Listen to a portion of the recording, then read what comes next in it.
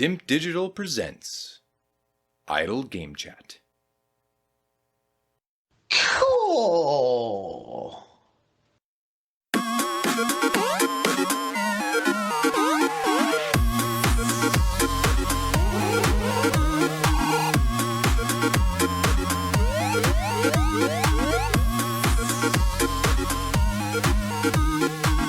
So Logan, the man of mystery, they call him, the international man of mystery, some might say. Never had that title ever given to me. Well, it's not for you, actually. I was talking about someone else. Oh, well, I was talking about sense. our favourite corporate CEO, Jim Ryan. Well, actually, it's not, is it? It's Phil Spencer. He's friend of the show. But Second favourite. Third. Yeah, because Nintendo have Doug Bowser, but he's only for America and... Don't really hear from him. Not really. I mean, he seems harmless anyway. He's like someone. It feels like someone's granddad. Like he's pretty, just sort of doesn't. He's quite passive. Not really. Doesn't gob off too much. But we know Phil loves to gob off, and he even on this when it's about Jim Ryan, he managed to get a little word in as he has to do. But Jim Ryan is going to retire. So Sony Interactive Entertainment CEO and President, double title. Jim Ryan is set to step down from his position in March 2024, the company has confirmed. In his own statement, Jim Ryan cited difficulties juggling his home life in Europe and work responsibilities in North America. Quote, "After 30 years, I've made the decision to retire from SIE in March 2024. I've relished the opportunity to have a job I love in a very special company and probably gets paid very well as well. Working with great people and incredible partners, but I found it increasingly difficult to reconcile living in Europe and working in North America. I will leave having been privileged to work on products that have touched millions of lives across the world. PlayStation will always be part of my life, and I feel more optimistic than ever about the future of SIE. I want to thank Yoshida-san for placing so much trust in me and being incredibly sensitive and supportive." So that's what Mr. Ryan had to say. As I said, Spencer had his little sound off. Didn't slag him off, which was disappointing, but his quick comment was, Jim Ryan has been a great contributor to our industry and a fierce leader in PlayStation. So he has sort of had a little bite. You don't be saying fierce unless you're somewhat annoyed. Sort of that's what you expect Vieira to say to Keane. Yeah, we had a fierce rivalry. He was a fierce captain. It's like, well, means he was a bit of a cunt, doesn't it? But I wish him the best in what he does next. Thank you for all you've done for the community over the last 30 years, Jim. So anyway, we're not going to do War and Peace on Jim Ryan. But he doesn't step down till March, so he's still here now. What I thought I'd pick your brains on is a very difficult answer and a difficult question to ask, but what do you think he's doing it for? I mean, he's in his early to mid-60s, so that... Even if I was a vice president and CEO, which is what he was beforehand, if I got to 55 earning that salary, I'd be like, right, I'm out of here. I don't need to be doing this anymore, so I'm done. So there's part of me that just thinks he's fucking in his 60s and thinks this is annoying to have to go to work every day. And like he does say, working in North America, I assume his days are... He's working a lot later, isn't he? He's been starting later and working later. But some people are speculating it's because the FTC... is about to... Well, not the FTC, sorry. The ABK deal with Microsoft is about to go through, and that was a black eye. I don't particularly buy into that, but any thoughts on what this Englishman who's been running PlayStation for 4 or 5 years now is going to pack it in for? Well, so we're in our mid-30s, and getting up to go into London is a real issue, right? So imagine trains don't bloody work and they're on strike. That happens. But imagine being 30 years older and having to regularly go over to the US. You'd be like, true, yeah.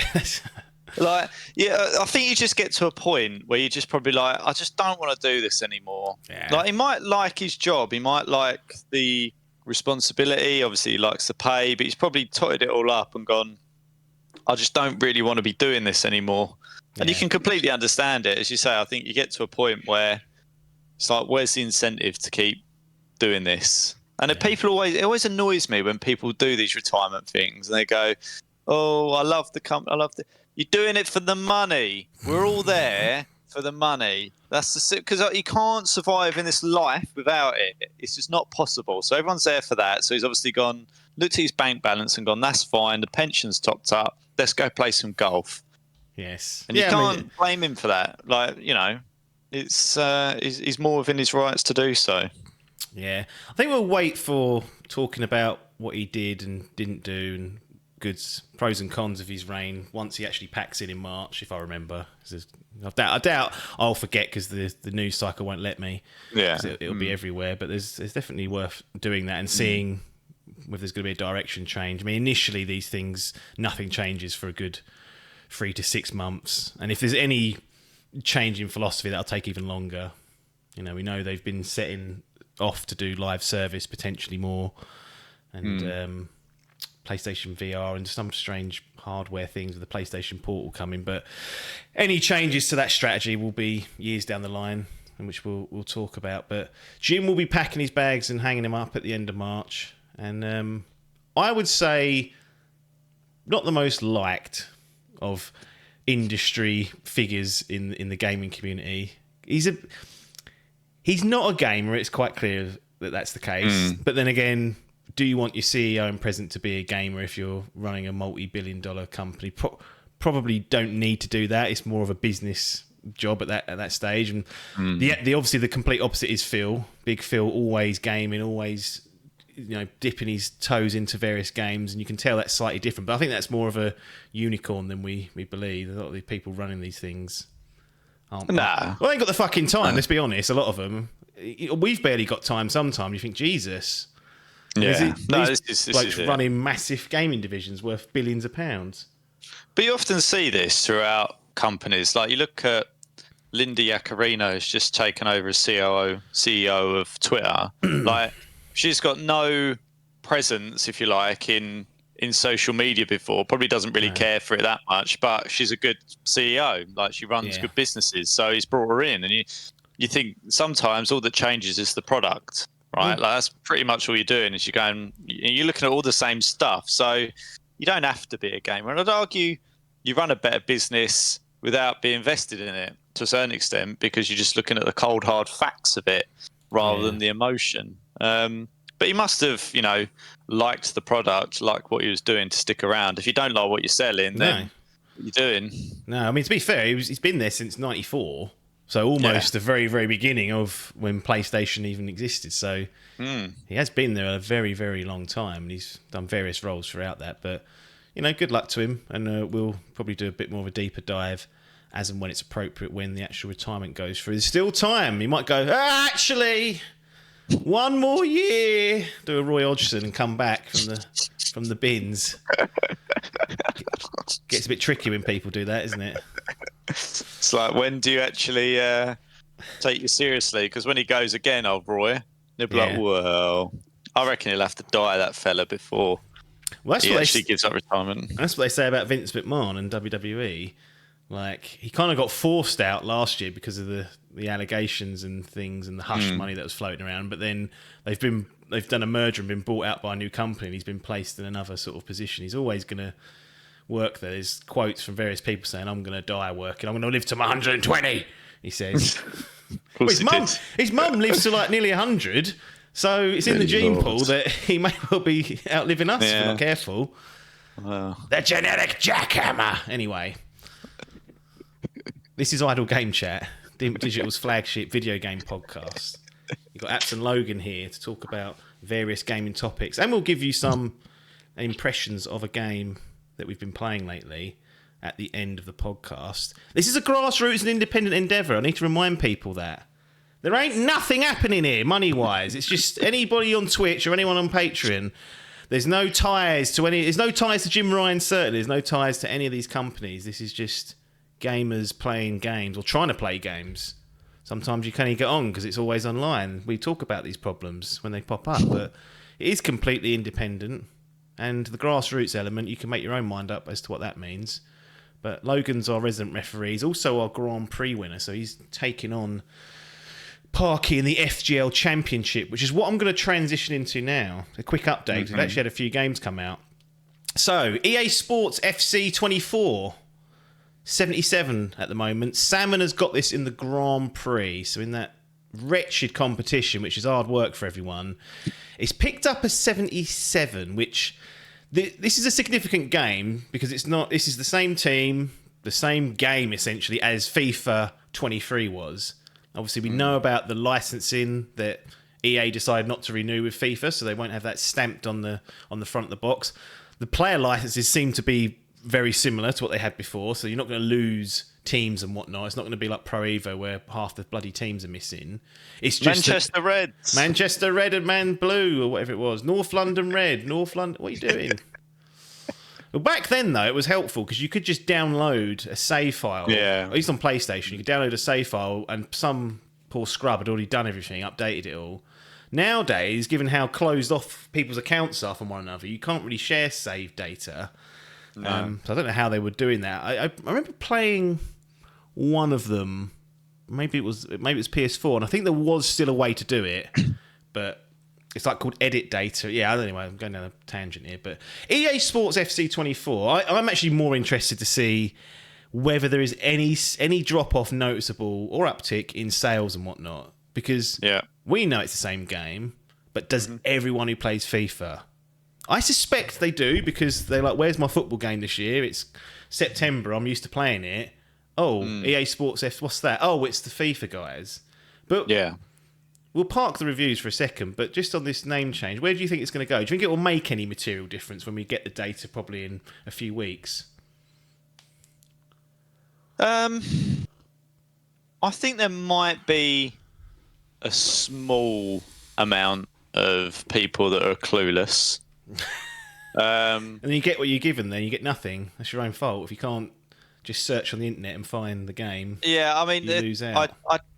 To put it this way, it's either the same or worse. I don't think they're going to get anything more than what they usually get. I don't see any reason why they'd get more. Well, actually, all those Liverpool fans might have come back. Liverpool 2.0 this season, starting off strong. They'll be back now. Huh? It's possible. It's Liverpool 2.0. But they've lost United fans, so what do you do? I think they lost them a long time ago, if I'm honest. Yeah. Newcastle fans are back on it. Newcastle are back on the bandwagon, absolutely. Yeah. As they should be. But yeah, I expect there'll be the most likely thing to happen will be there will be a small percentage of people that haven't realised and are sort of going, well, I'm waiting for FIFA. Or something like that, and just haven't done their research. So I don't think it's going to make long-term a massive difference to them. It kind of makes sense not to renew that FIFA license.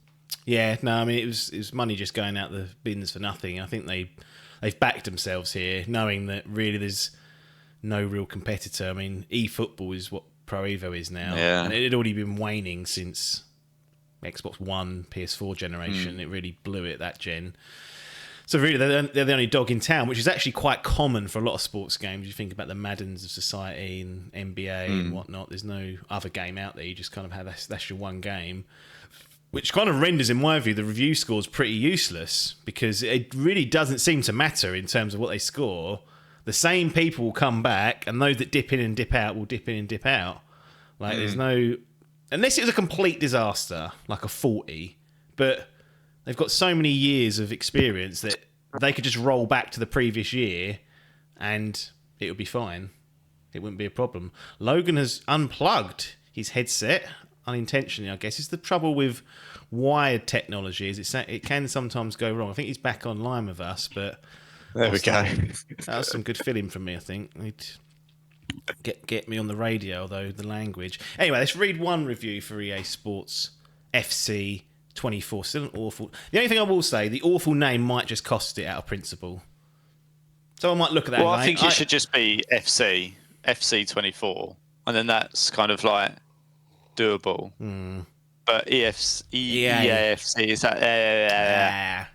Nonsense. I don't like it. I'm going to pick the review synopsis here, and I'm actually going to go to our favourite. Well, there's a good reason for this. Hobby Consolas, which we like to... Well, Hobby Consolas. We need a jingle. I didn't want to pick some American, because they don't know what's going on in the football world. And Spanish know their football. and this is reviewed in Spanish. So I'm assuming they're at least. Kind of disagree with that. So that's what we're going with, and it's David Rodriguez, 83 out of 100. So he's using the 100-point scale. EA Sports FC 24 brings us a little closer to more realistic football. The novelties in immersion are the perfect wrapper for a gameplay that is essentially the same, but that registers more important novelties than we expected. Oh dear, Dave, what are you talking about? We only regret that it continues to sin. It continues to sin of continuity and lack the novelties. I don't think that's been translated properly, is it, David? He's basically saying that its sin is that it continues to do the same thing, which is ironic, really, because if it's not broke, don't fix it approach, surely. No. I do wonder whether there's going to be an approach where one of these games, these sports games I'm talking about specifically, because the changes technically normally are minimal. Yeah. Say, look, here's EA. Well, this is what eFootball have tried. It's not doing gangbusters. Let's say that. But I know where you're going to go with this. Here's the game. You buy it. It's now an ongoing service. Yeah. We subscription jockey. But I mean, it's even a subscription. Like, you just free to play. Well, and it's not subscription, but you lock a lot of the good stuff behind. You say £8 a month. You'll make back the 60, 70 quid that you would have got easily in that year if I'm talking about the game publisher at this point. You'd make more, and you'll have a revenue that's coming in, sort of trickling along all year. But who's going to take the risk? Do you want to chuck that? I mean, the thing is, you could do that, not have to chuck out a new game and just release incremental updates. But they must have done the maths and gone, we can get away with releasing a new game every year. Oh, yeah. Getting that wad of cash in and just doing a squad update and a few novelties. They get clapped in. They are absolutely getting away with it, that's for sure.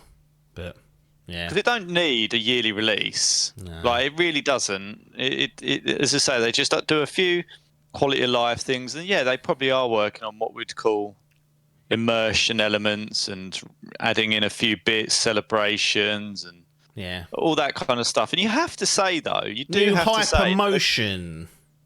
Well, it annoys me how they sort of say built from the ground up, new, and it's, I'm not convinced about all that stuff. Invite me round the office and I'll look round and see if that was built from the ground up. I bet it weren't.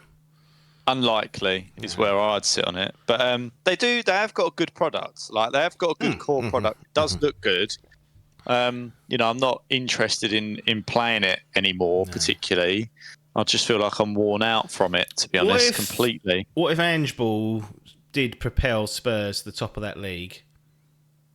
Would you then be like, oh, I'll be Ange Ball, no? Is it Ange Ball? Is that how you say it? Ange Ball? Yeah. It's not Ange Ball. Ange Ball, right. Ange Ball, yeah.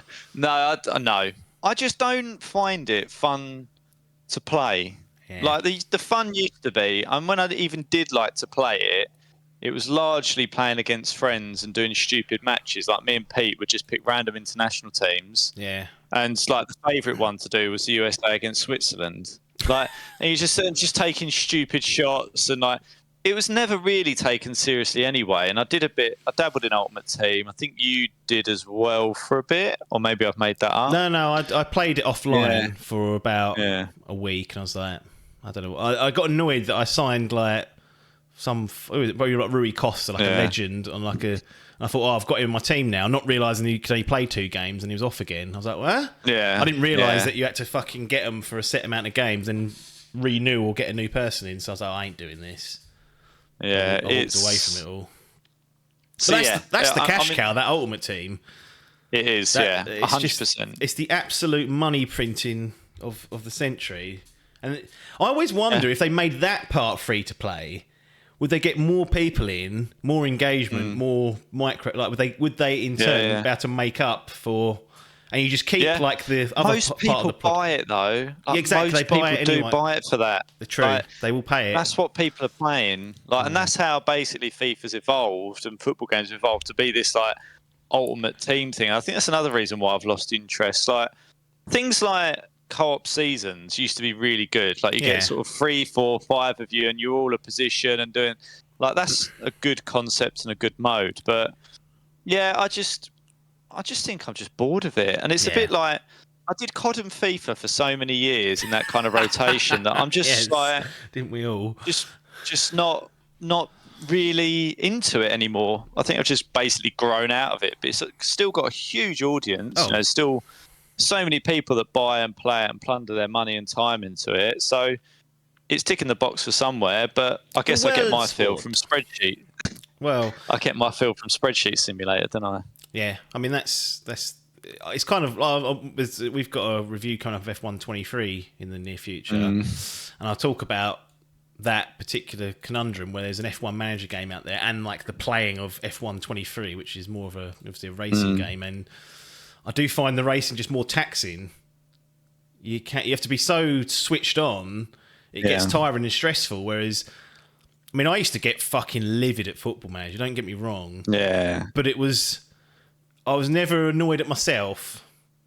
No, it was those little dots. Why aren't you round. doing what you should be doing? Yeah, I was never. Yeah. And whereas in FIFA or in EA Sports FC now and F123, I've only got myself to blame if I go off that course or if I fucking make a poor pass. I mean, the game used to cheat anyway. FIFA definitely used to try and cheat. I remember one time I was trying to go unbeaten throughout the season, and for some reason against Wigan, the team just couldn't control the ball. Like, you'd pass it to him, everyone was having a heavy touch. I got so fucking angry. It was about 11 o'clock at night, woke everyone up, got told off. I won the match eventually, but I just knew the game was trying to fuck with me. I went unbeaten in the end. But was it rubber banding, basically? Mate, that's what that is, yeah. I know. You do get times like that, and I used to play it and you'd shoot, and it would just, like, never go on target. Or you do something, you go, well, as like, the keeper just keeps... And you just go, what is going on here? And then your keeper would like clap one in. Scripting. That's what they used to call it. It felt a bit like that. But yeah, I think overall, you know, it's still you can understand why they keep pumping it out. Same with Call of Duty and all these big cash cows is because they are exactly that. But yeah, review scores are ultimately. I mean, I find it weird that he's even put this in a fantasy team because. Well, it's just easy, isn't it? Easy street. You know it's going to come out. It's coming out, but it's never. You know, they're never going to be the upper echelons of the scoring. They're always going to be between that 75 to low 80s point, I think. Yeah, it's always going to be in that window. Yeah, I saw the BBC had done an article on EA Sports and FIFA name change and whatnot. I had a little read through it. It seemed relatively well informed, but it'd be interesting to see if it is indeed a gamble or not. That's kind of what I'm more interested in. But for Salmon, he logs himself a nice 77. Next one is F099, which was Hall's transfer the other week. It's sitting on an 83, but still only has 5 reviews. So someone could make or break that game. They could come along and give it a 10, or someone could come along and give it a 4 and really crap on that because there's just not enough reviews there. I think he's somewhat lucky that it's got 5 and enough to get a score because there was a chance where it wouldn't register. What's the minimum number for a score? I think it's 4. There's 4. So actually, yeah, in their review page, is OpenCritic we use. There's 4 top critics, and the top critics are the ones that go towards the aggregate score. So I think 4 is the number. Right. Okay. Got We've got Jess Lee from Digital Spy, gave it 4 stars out of 5, Logan's favourite. A satisfying blend of high action, chaos and strategy makes a glorious revival of the F-Zero franchise stand out. Let's hope it won't be another 19 years before we get another game in the series. So I was thinking, when Hall put this in, I thought this is a risk. One, because it might not get reviewed, which it has, that's fine. But I was wondering whether people would be spiteful towards it because they didn't want this version of they didn't want a battle royale version of F-Zero. They wanted a new F-Zero, or they wanted F-Zero X back how it was available. But it seems to be not being crapped on, so he may well have pulled it out of his arse there. I've got no intention of playing this because I don't think I've even got Nintendo Online anymore. I think I've let that lapse. I don't. I've never had it. I did have it for a few years when I was playing. Well, I just had it out of inertia, really. I thought I'll have it. And then I did play those old Mario games on there for a little while, but I think I've done all the ones I wanted to do up to Super Mario World 2. I would go back and do Super Mario Land 1 and 2, but they haven't put Super Mario Land 1 on there. They've only put Super Mario Land 2 on there. So get that sorted, Doug. We was talking about CEOs and leaders. That's a message for you, Douglas. Get on it. Sloppy. Anyway, Hall's got an 83 there. Pac-Man then closes out the week in terms of review scores with Cocoon. One of the leads from Playdead did this game, and I was teasing him saying that's going to be a real disaster based on Somerville, which came out earlier this year and had some Playdead developers that worked on it, and that didn't score very well. But at the moment, this sits on a very respectable 87. It'll be going on Game Pass for those that have got that, so I've pre-downloaded it. I'll be having a go on that. It's a little 3 to 5 hour game, I think, so that's the sort of a weekend or a little palate cleanser. Well, I've got these survival horrors. Definitely need a palate cleanser from that dreariness. It's fucking wearing me out playing those games. Didn't you? I don't know why I get hooked in. I didn't need to go back to back survival horror. Dead Space and then the Callisto Protocol DLC has just been a mistake, but we'll get through it. Anyway, Cocoon, 87. Let's do Hannah Kim from IGN, 9 out of 10. Cocoon is one to remember. This puzzle adventure builds on ideas from Limbo and Inside, they're the two Playdead games, and creates a mind-bending, world-warping adventure unlike either of them. And this has been getting some real nice reviews that I've been checking in on, so I'm absolutely excited to go in and play it. This is not a Logan game, though. No, none of the Playdead stuff is. Why is that? Are they too scary? They're a bit eerie. They're not scary, but they're not. Nah. You don't be sitting there, feet up on the desk, sort of smiling to yourself. You're on edge a little bit. Yeah, they're a little bit. It's exactly that. Yeah, they're a little bit unnerving. Yeah, they just don't really appeal to me. It's just not my bag. I have watched some of Limbo, and I can understand. Like, they are good. They look like good games, and I completely get it. But I just, you just go, not for me. Yeah. Geometric Interactive. They're from Denmark. They're the guys that did it. Danish. But I'll definitely be jumping on this. Pastries. Wow. I don't really eat pastries these days. Once I've had that coffee, I don't feel like eating anything. And it helps, but then afterwards it really fires up. It's like a delayed fire up of the stomach. Right. So this morning I was up at like 5:45. I've had 2 coffees, and then when you say 2 coffee, do you mean 2 cafetières or 2 cups? 1 cafetiere, yeah. So I like the way that we don't do, like, when we talk about coffee, we don't talk in cups, we talk in cafetiere. Well, that's for you. I couldn't believe it when you said you was having one of those a go. Yeah, I mean, I've got another one on the go here, so I'll have 2 cafetières of coffee, and then that'll be my lot for the day. Yeah. Which is arguably more than enough, right? I think it's definitely excessive. After that, I only have like 1 mug, usually. 2 if I'm bored. That's what it's down to. I think this could waste 20 minutes if I drink some of this. After I scold my mouth initially, I've then got to play a little game of trying to drink it when it's optimum range of heat. But what was interesting, we were speaking earlier in the week about the Americano versus the black coffee debate when you go and ask for one. Yeah. And you tipped me off to say, don't be asking for that black coffee because they'll just pour it out of that filter that's been pre-batched. Always, if you can, ask for the Americano. It just takes out the ambiguity. Yeah. So I've seen it happen, and I got burnt by this in because I went to Starbucks years ago and I said, "Can I have a black coffee?" And they went, yes. I think they said like filter, and I was like, "Well, yeah, obviously filtered. Like, I don't want instant." Yeah. And then I ended up with this weak filtered, old tasting coffee, and I was like, he just poured it out of a flask next to his next to his fucking counter. In principle, it should be better because it's been steeping longer, but it's not. It's tossed because you don't get. It's not done at the same consistent strength. No. So yeah, ask for an Americano, and they'll always do it with a shot of espresso with water. You don't get yourself snarled up. No. Consumer advice. Yeah, so I always do that. Well, the thing was, when I went to that coffee place, it only had on their board black coffee, and I was a bit like, that's unusual. Yeah, it is. Yeah. And I'll tell you what, I've gone to like McDonald's. Or this, I think it's been fed back to me. I've asked the missus to go and gone, I'll have a black coffee of mine, Americano. And she said, do you mean black coffee? I'm like, well, yes, but I don't want the toss. I want the nice stuff. So that's what put me off always asking for an Americano, because some were shrugging shoulders at it going, See, it's slightly different in McDonald's though, because for fuck's sake. They don't have like a barista coffee machine, do they? No, but it's pretty nice to be fair. They're black coffee. It is. I won't slag it off for what it is. It's good. Like it's perfectly acceptable, and I'll drink it. Yeah. But it's basically like ordering. It's like when I get one from work at the coffee machine. Right. It's one of those, a fake. Yeah, it's like it's made with coffee beans, but it's not like a properly brewed or barista style coffee is what I'd call it. So they get snarled up. They don't know, and obviously you've got these people at McDonald's that don't know the difference. They're just there pressing buttons and doing what they've got to do. Some of them don't know a lot of things based on the interactions I've had, but they haven't bollocksed up an order for a while. To be fair, no. KFC more likely to do that around these parts. The amount of times I've got home and that fucking gravy's not there. Yeah, you have to. And I think you see it before you leave. Now it's a 30-minute round trip to go back and replace that. It's like, it's not worth it. I've just have to sit here without me gravy, which arguably ruins the whole meal.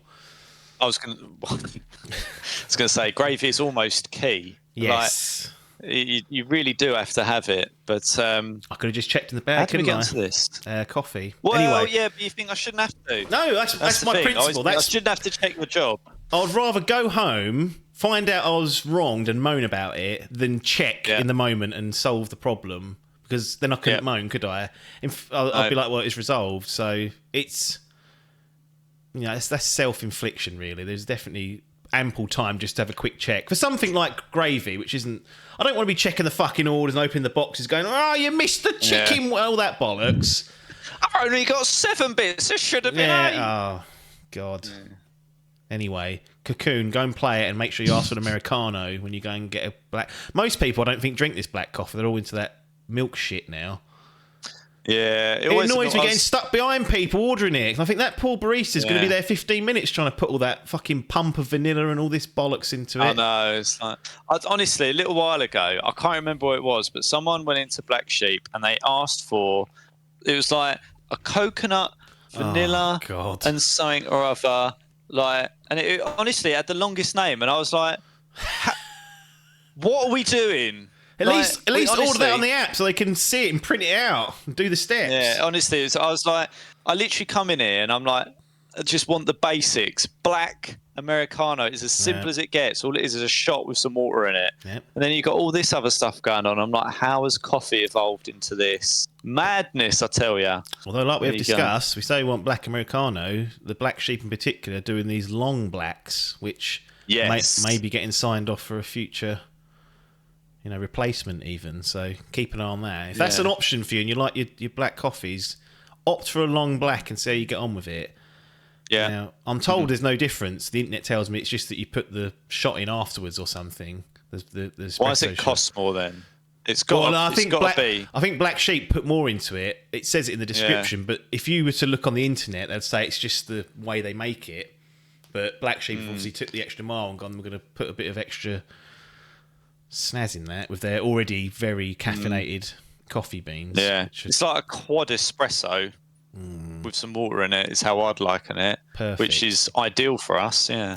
Well, there is the argument of why you have hot water anyway and just have the espresso. I have done that before, but it feels not quite enough liquid. Yeah, so, there's an optimum liquid amount that you need, I think, to make it effective. Small one. That's what I'm going to go for. Anyway. Small, long, black. Thank you. Interesting. Grand Prix. Paper is leading. 9 games out, 711 points. Salmon is second. 9 games out, 706 points.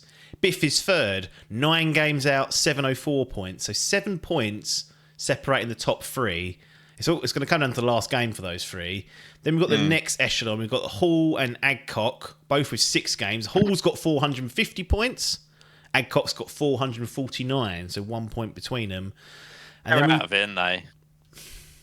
I don't know.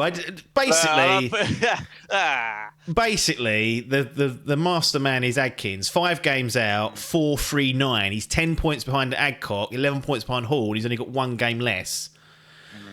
So basically, if he just gets 10 games over the line, he will handily win, I think. But if he doesn't, if for whatever reason he doesn't make use of the transfer window, he doesn't take any risks, and he only gets 9 games out, it'll be very, very tight still. And the transfer window, by the time this goes public, will be closed. So teams will be locked in.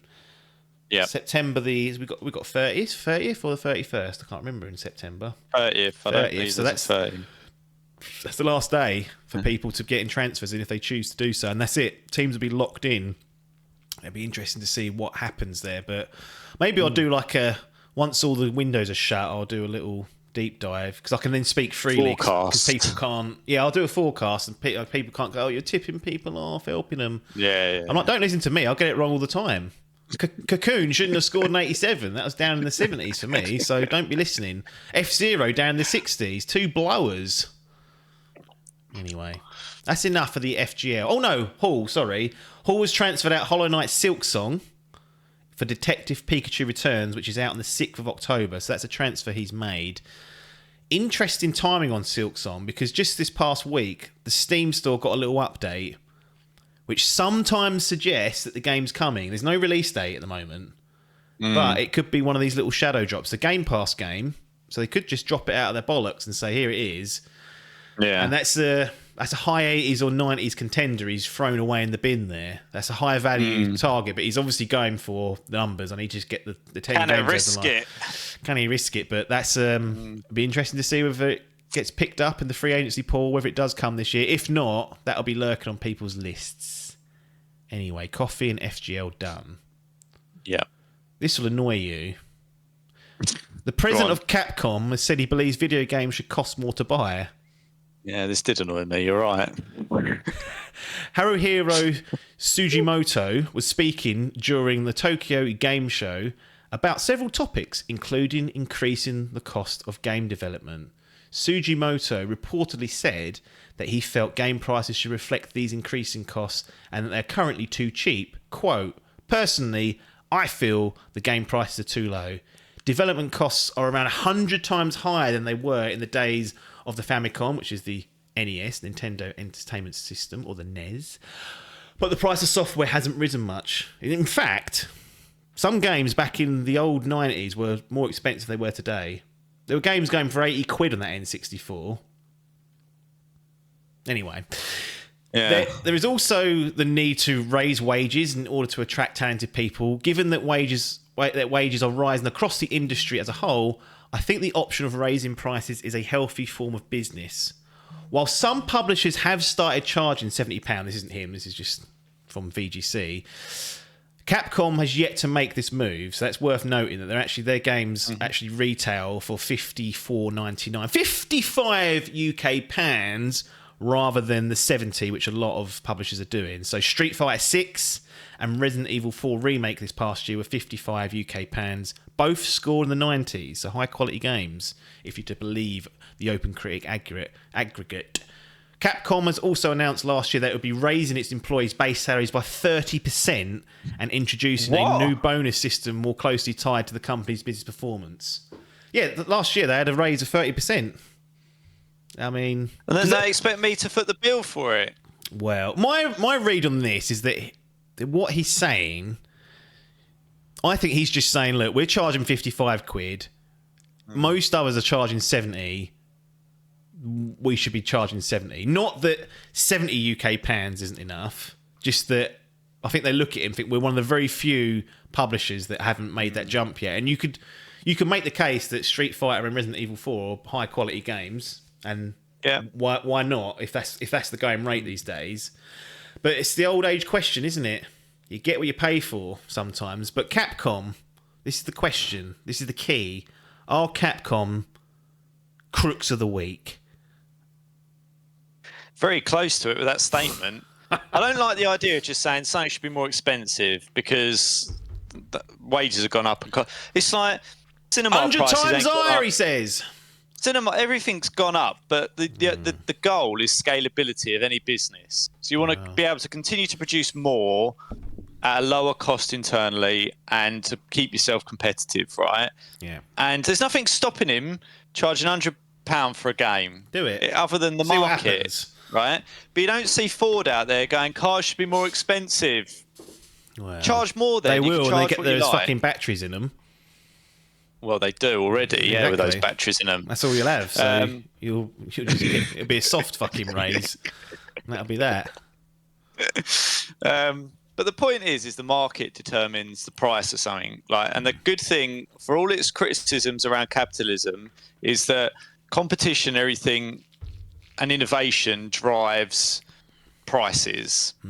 And supply and demand. It's kind of like, well, if you start, you can charge £150 for a game if you want, but I ain't going to buy it because everyone will go, it's too much, ain't doing it. Crooks of the week. So my perspective would be is charge what you want because it's a free market, but don't be pissing and moaning about it. Yeah, if people don't respond to that, absolutely. And we must say that this is for a video game. This is not an essential product. You know, if this was clean water or something, then I'll be like, hang on. I don't know, because that's costing me more. That water bill has gone up, so that's probably not a good example. But you know, I know what you're saying. You don't be needing to play the next Capcom game if you don't think it's worth the money. And like we always say, if you wait long enough, it will come to a subscription service near you, or it'll be in a price range which is palatable to you, and that's when you can dive in and you'll have a better game. Yeah. Trust me. Yeah. But I think it's a storm in a teacup. But I didn't like the because I sent the headline to the Dimp group because I was like, I don't like that. It might be poor translation as well. It might just be how he's phrased it hasn't translated very well. As you said, it might just be saying, look, we could charge more because other games are charging more, sort of thing. But I just don't like the idea of broadly saying games should be more expensive. They should be cheaper. That's what should be happening. Wow. Like, you should be between years being competitive to move the prices, relatively speaking, down. If that makes sense, it's like, because if wages and costs have gone up 100 times, a game ain't costing me £1,000. And it used to cost do you know what I mean though? So it's got to be relative. Well, the thing that he doesn't, and obviously he was just asked this. I don't think he was sitting down giving a fucking financial dissection. Someone just asked him, and he just said it, and it got picked up. But the 100 times higher is true. I mean, some of the games are costing $200-300 million in UK pounds to make, but the sales, I believe, have increased in that time. The popularity of gaming in the console market, I'm talking, we forget mobile, it's a different kettle of fish. But maybe it's not 100 times, but you see how many copies Resident Evil 1 sold, compared to, say, Resident Evil 4 and 5 and there's more people spending money on this. So the amount of revenue you can get has grown also because the market's bigger, I believe. And someone can correct me, and I won't listen. But yeah, I mean, it was a bit of a storm in the teacup, but these headlines always get picked up. And to be fair, he doesn't mention that he's talking about £70 and £55, but that's just my read on it, that they're a bit of an outlier at the moment. So it feels like an easy kind of win for them because the market's already kind of saying we will pay £70 UK if the game's good enough. So the market's kind of allowed that in, and Phil and Jim have all jumped on it, and Call of Duty have been doing it, and I think EA Sport, there's this, it's happening for these big AAA games. Keeping on the Capcom side, it's a bit of a follow-up from our last episode. We talked about Resident Evil and Death Stranding and other games coming to iPhone 15 Pro. We've got some prices. So Resident Evil 4 will be coming later in October. I think it's around Halloween time, maybe the 30th. But the remake will cost £58 UK. Okay. Now you can download the Resident Evil 4 app for free, which we assume is going to be some sort of demo. But there's in-app purchases which unlock the full game, and you can unlock like tickets to use in the game to upgrade your weapons and whatnot. But the base game, $57.99, £58 UK to play on mobile. Now, we spoke about this last week about how it's good to see AAA big budget games coming over to mobile devices. I mean, look, the game's quality hasn't vastly diminished to say that should be worth less. I mean, the game's a little bit older now. You could say maybe it should be. I mean, it costs more than what it costs on PlayStation. That's the thing I can't get at here. Just £55 UK. This Convenience. I mean, look, from my perspective, I've got no problem with them charging this, because the last thing I want them to do is to say, well, what we'll do is we're going to reprogram the game where you can play it for free, but then you pay like sort of. Yeah. I don't want any of that shit happening. But I just don't see many people who are in that market who we know play the Candy Crushes. I saw people on the trains all week playing Dross. There's a bloke sitting there, he must have been 50 odd. He's playing this game where he's tapping shelves. I don't know whether he's matching up items on the shelves and they're coming down, it's changing the items. A whole hour he sat there playing that. Shelf tapper extraordinaire. Yeah. So this to me doesn't feel this will be palatable to that audience. So you're only going to get enthusiasts that want to just mess around with Resident Evil on iPhone. But what do you make of this? So I saw something on Twitter where someone's got one of these new iPhones and hooked it up to a projector and a something or other, and they're basically using it as a console. Yes. And didn't look too it's terrible. pretty impressive. Yeah. Like it's pretty impressive. Like so when we spoke last week about the power that chip's got and its capability, like it has got some snuff. It may well be better than the Switch, as you'd said, and I poo-pooed it. So it was a bold statement, but it's partly based in what I've seen. So it could really, you're not going to get this on mid-range devices, but even the mid-ranges are semi-capable. Like this new iPhone Pro and whatnot, like it's really got some oomph behind it. Yeah. Time will tell. As you say, I don't really know, to be honest, because it seems I maintain that trying to play these games on a mobile handset is the worst way to do it. Like you're never going to get the good experience. And I'm like what you said already. I'm sure most of the people that wanted to play these sort of games already played them, and they're playing them on PC and console. I don't see where this huge market for 60 quid, as good as 60 quid is at to play that Resident Evil game. But that will be the gateway for some reason, and others will follow. And I'm sure that for other games, there will be a market. So it'll be interesting. It's not unrealistic to say that one day there might be enough games on, let's just use the iPhone because it's the one that's kind of got it at the moment, on the Apple Store, where you're going to buy the Apple phone anyway. Imagine that. You're already getting the X, and maybe you buy maybe you bought an Xbox Series S or something, and you don't really play it that much, but you see that there's, I don't know, 25 good games on the iPhone that run well, that are usually based on console, and you think, well, do I need to get a console? I could just buy a low selection of games, but I can still just pick and choose a few of these, plug them into a monitor, and I'm away. Like, might not even have to plug it in. It could be done like literally over Wi-Fi, like whatever. Like, that's the future. I think Apple. Well, Apple perhaps not doing this, but I think that's where some people are looking and thinking could be a way in, could be a gateway. I think keep saying there's going to be no consoles. This is, you've already got to buy the phone. No one out there has not got a smartphone, so when we get to the stage where nearly all of them can run them, you've already got the device. So, what are we spending 450 quid on? I mean, I would because I like it. Yeah, I mean, we're it's always all in the minority because you look at the size of these consoles and these PCs, and they ain't that big for no reason. Like, there's obviously a critical mass where they need the size, the cooling, the grunt to be able to power it to a certain level, but it's fair to say that for what they are, they're bloody powerful, these handsets. Yeah. Like they've really got some. They've got no right to have that sort of power.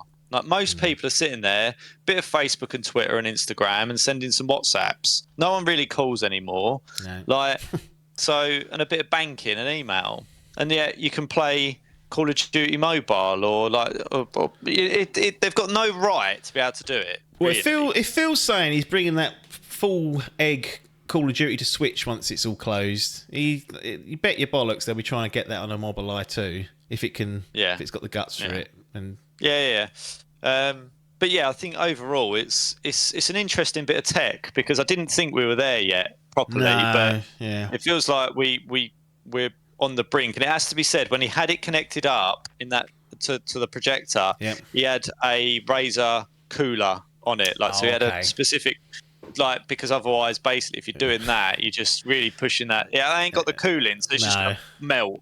But yeah, the point is it can be done with some, with a projector hookup and a cooler on the phone, and you're away. It's mad, absolutely mad. We'll be keeping an eye on it. I'm super more interested in to see how how well or not well these things do, because that kind of dictates appetite from the market. Don't look at that. Don't look at that sales of that Resident Evil, because people will be hyped around it to see what it's like and what it can do. I think that will be more than what the average. Yeah. I think there'll just be this curiosity factor that will play into it to start off with. Ultimately, if in 18 months' time we've seen more games go down this route, we can safely say there's something there. If these sort of 4 or 5 games that we get in the next 12 months, and that's it, then we can probably say it ain't working out for them. So that'll be the measure for me, because they don't carry on doing things unless they're worth it. And others don't jump on the bandwagon unless they think it's going to be worth it. So they'll have more insight than we'll ever have. So you just watch what people are doing and what moves they're making, and then you can say, maybe there's a market there. Speaking of the market, video game and console sales jumped in Europe for August. This is the European monthly charts. Chrissy Dring at it again. PS5 sales were up 197% when compared to August 2022. Almost 200% rise. Switch was up 1%. Series X and S down 12%. But Starfield came in September, so that should boost that for September at least. And it'll be interesting to see if they can drag themselves out of this downward trend in Europe. 10.7 million video games from AAA publishers were sold across Europe last month. Well, I say last month. It would have been August. Some people listened to this in October, didn't they? 29% rise over 2022. Interestingly, it doesn't include Baldur's Gate 3 because Larian are not part of the GSD panel. So probably would have been higher because that definitely sold very well. Anyway, the top 10. FIFA 23, unsurprisingly. It's probably the last time it'll be there. Now that we've got EA Sports 24. GTA 5 lurking. Hogwarts Legacy. Armored Core 6, Fires of Rubicon. Red Dead Redemption 2. F1 23. Diablo 4. Tears of the Kingdom. Mario Kart Deluxe. GTA Online is on there, so they must have a separate SKU lurking somewhere where you pay a little bit just for that. I don't know if they separated it out now, but I don't know. That's in there. What I was interested in tracking was Red Dead Redemption, because remember they released this remaster, if you call it that, or this port, and it got to number 11, so not terrible, but still below Red Dead Redemption 2, below GTA 5, and below a lot of other games. So, yeah, I think that I was interested in tracking that because it seemed like no one was happy. Well, I'll say no one. The saddos in this bubble weren't happy with it because it weren't up to snuff. It weren't very ambitious. I wondered whether the normies would have just gone, oh, yeah, I'll buy that. Yes, please. PS4. But yeah, it's Nintendo Switch and PS4 that release, and PS4 was accounted for almost 2/3 of the sales for Red Dead Redemption, so Switch people not biting on that, it would seem. Last little bit and I'll let you get out of here. You're 1 week into your master race journey, give or take. So Logan's got a PC capable of playing video games. I thought I'd just check in and see what the week's been like. Counter-Strike 2's out. Now, as I understand it, and correct me if I'm wrong, it looks like they've just updated CSGO and changed the name of it. Well, I don't know what they've done in the Steam store. So basically, I checked it and I was like, it was a little bit. I typed into the search box. I was expecting to see like this to be a game to run alongside it. Yeah, no, CSGO's gone, I think. So the way that I'm initially viewing this is it feels very much like what happened with Overwatch and Overwatch 2. Like, where there was no real difference between the game and they've basically released some new maps. I mean, look, it has to be said, I haven't played CSGO on a PC, right? I've seen lots of streams of it. I watched some CS2 stream. I watched Lyric streaming yesterday for a bit. I, myself, can't tell the difference, particularly, but I have been told that it looks a bit better. But I get this a bit of a tricky one from on that, because it's like there's such a huge following of it. Like, do you really want to move too far from what the game already is? Yes. So I think they've changed a few bits around it, but it feels very much like what they did. They've replaced it in the store. Odd. Yeah. They've replaced it, because if you do a search for CS:GO, it comes up with Counter-Strike Global Offensive on Steam. You click the link, and it takes you to the CS2, Counter-Strike 2. So interesting. Because I know that I was watching release some date streams 21st of the other day. August 2012. So yeah, it is. It is that they've just updated the name of that, and obviously they've done a probably not an insignificant amount of work to update the game. But CS:GO gone, Counter-Strike 2 now there. That makes sense, because I was watching a stream where it was like a watch party thing, and they took the servers down, and then that makes more sense now, because they're obviously using the same servers. But yeah, so CS2's out, which was one that I earmarked for this PC, so that's already downloaded.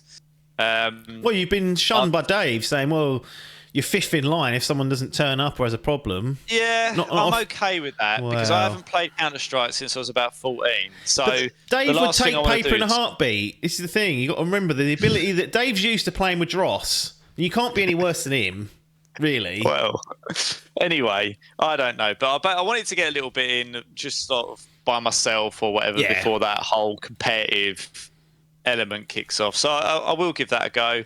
I wanted to try some of the bits that I played, like to test out the Xbox Game Pass versus console piece. So I've tested all that out. I've given Football Manager a go, pulled over my console save and stuff. So that's quite cool that it's doing that.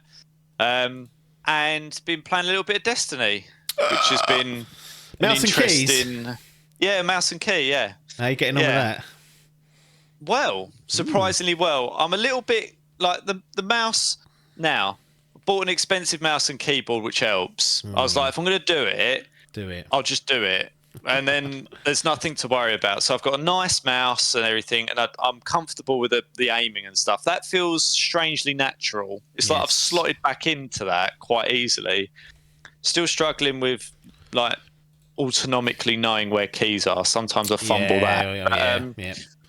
But no, thoroughly enjoying that, actually. I forgot how much I liked first-person shooters with mouse and keyboard. It feels strangely natural, even though I haven't properly done that for maybe 20 years, which seems mad to me. But anyway, yeah, you know, the PC runs everything on Ultra, no problem. So everything looks great.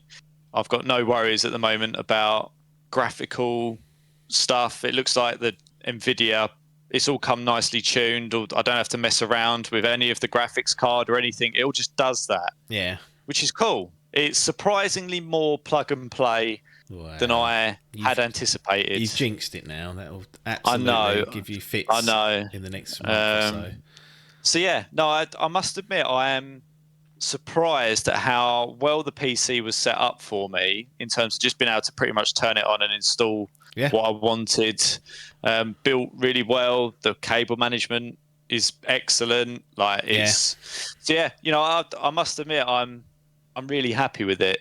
I'm just gonna have to, over a period of time, figure out the dynamic of what I want to play where. Like, for example, Rocket League, I ain't downloading it onto my PC because it needs a controller. So basically, I think I'm going to broadly go on the basis that if it looks better on a PC and it's probably better playing mouse and keys, then I'll do it. But if it's easier to access and it's console, like more of a console game, I'll play it on my consoles, because there's nothing wrong with them. There's no point in binning them. They'll still get some use. Yeah, well, we'll check in. Probably not every week, because that might be a bit excessive. Unless something major has happened, there's been a major malfunction, or you've had an obviously keep you updated on that. But no, I just thought, check in with you. Cool, he switched the screens. Unbelievable. I don't know what he's pressed there, but once again, nothing. Logan as well. I don't know what Discord's playing at, but we're going to close out this part of the podcast with our cameras switched, which will put the audience. I think mine's been mirrored as well, which is not helpful. So the audio listeners don't know what we're talking about. The ones that are watching on YouTube are probably thinking, what are those fucks doing? But it's not mine. I don't know what's going on with that. It keeps randomly doing it. Promise I touched nothing. Well, literally nothing. I saw a hand go up and go down, so maybe he did. No, I was moving the stand, but I didn't touch anything. The screen didn't get... That's enough, I think. Just moving it might be enough. You can't be touching it. Anyway, we're going to close out with some opinions on Spider-Man. Remastered. Both Logan and I have played through it. My third playthrough, Logan's... Well, it's technically second. He did have a little go at it a few years ago on the PS4, I believe, but dropped it. But this time got through it all. Both 100%ed it. Both done all the DLC, so that's a fairly meaty chat coming. So because we're on the road to Spider-Man 2 now, we're not too far away from it. So you'll get this for this edition and probably give you guys a break and then come back with Miles Morales because that's done as well. So both those games have been looked at. But that's what you're going to get to close out the podcast. Now else for us to be saying here, other than we'll see you on the other side.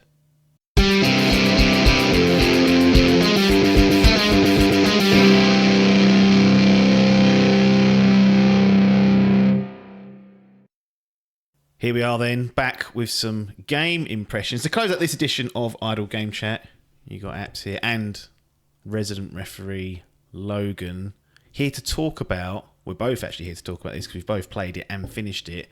Marvel's Spider-Man Remastered. So this is the remastered re-release, which initially was only packaged as part of a Miles Morales like deluxe edition for an extra 10 or 20 quid. You could only get it if you bought Miles Morales and the super edition. And then subsequently they thought, well, we could be making a little bit more money if we release this separately. We'll get all the gullible tykes in like me who bought it day one, get their extra 20 quid out of them, and then we'll sell it again separately for the late adopters. And that's precisely what you did. You came in late doors. But I've played this... Well, I'll get to it because I want to ask you a question around that. I came in and played the original 2018, it would have been, on the PS4, done it. When the PS5 launched, I got the Miles Morales... whatever edition it was that had the remaster. Before I even played Miles Morales, I went back to Spider-Man Remastered, platinumed it, then jumped into Miles Morales. And then now in 2023, as part of a road to Spider-Man 2, I guess, I thought, well, since Starfield, I'm waiting for this DLSS to drop on Starfield for PC. I thought I've still got time, and I'm not going to be starting that until after Spider-Man 2 anyway now, because I just don't think I'll be able to give it the time it needs. I thought, what would be a good use of my time in this sort of month or so, this 6-week period? And I thought, well, I know I like Spider-Man, so why not just get this done and get prepped for the number 2, which I'm almost certainly going to play day one. And that's where I got to. You had a slightly different journey to this, because if I remember correctly... Yeah. You did try and play this many a year ago, and it got dropped for some unknown reason. And this would have been the original Spider-Man game, I think, or maybe on the PS4. So, what happened? What are we doing back here? I don't know. Why is this one getting kicked in? I've got it in physical as well, which is odd for me.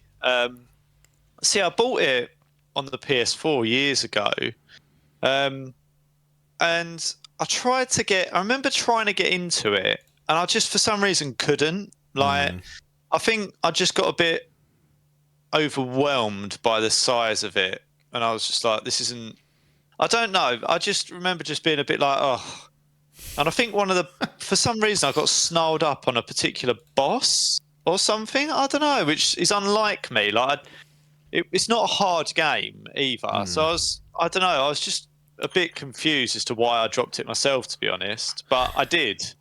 And I just, sometimes with things, you drop them and then like bad habits are just gone. Yeah. And that's kind of what happened with this. But I've had a bit of,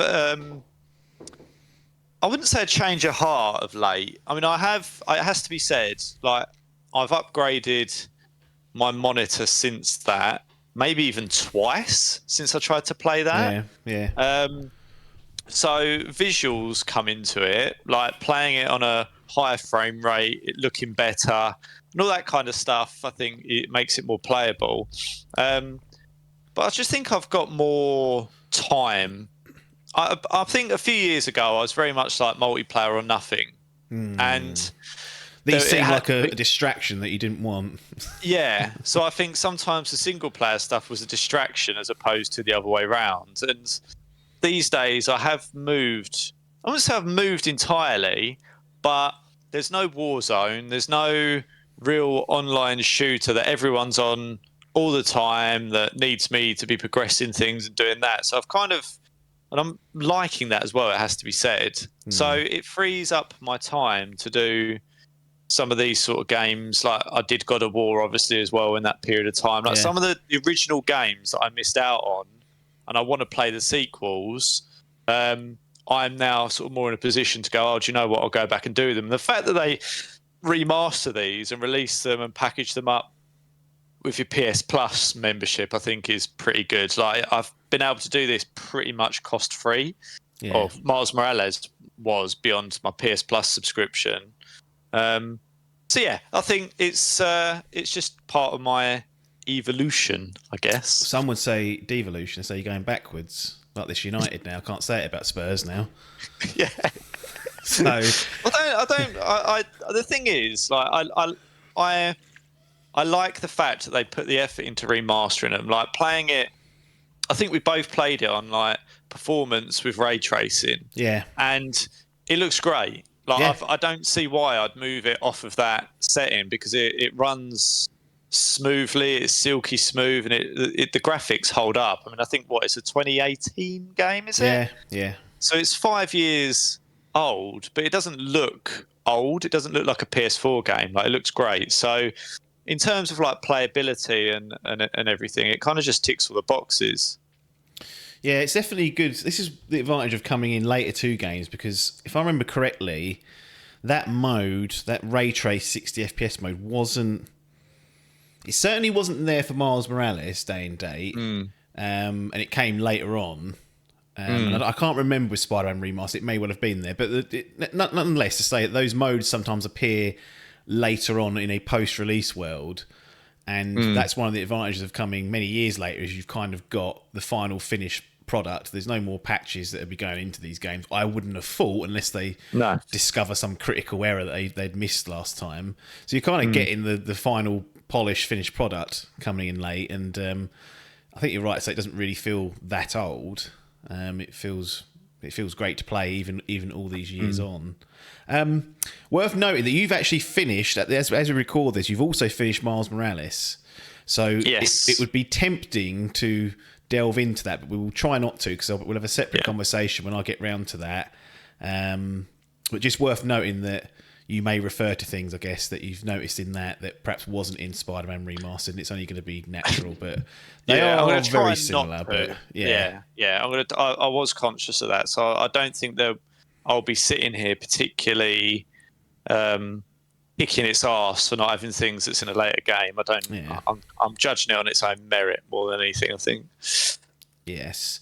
So I wanted to just go through some general questions. First of all, the place to start. This is Spider-Man, obviously a Marvel property.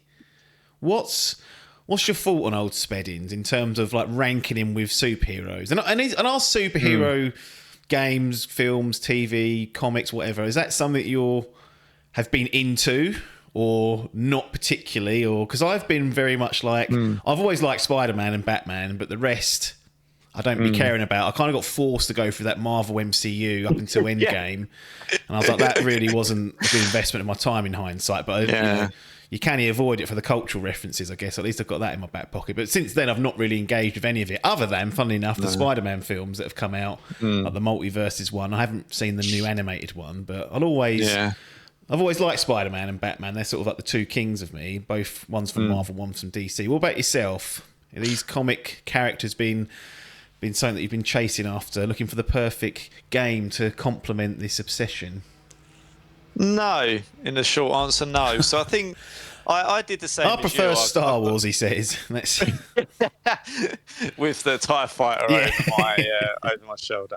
No, I think similarly to you, I got dragged into that. I did like the MCU universe, and I like superhero movies, and I used to love all the original Superman films and everything. I used to watch the cartoons. I think like most boys, and girls, I don't want to go down that route, but I think most gravitate in some way to superheroes. That being said, I think some lend themselves better to games and films. And like you, I've always liked those Spider-Man films, even though Tobey Maguire didn't really get the best time of things, and in hindsight doesn't look good. But the reboot, if you want to call it that, and the whole Spider-Verse thing that's kind of come around is actually, I think, a really good way of introducing Like it used to be like a spider bit you and then you sort of morphed into like a spider, but it's actually more based around gadgets and tech and stuff. Do you know what I mean? It's kind of evolved a bit over the years. And I think that's the evolution's quite good. And the same with Batman, and obviously the Superman one's gone really well.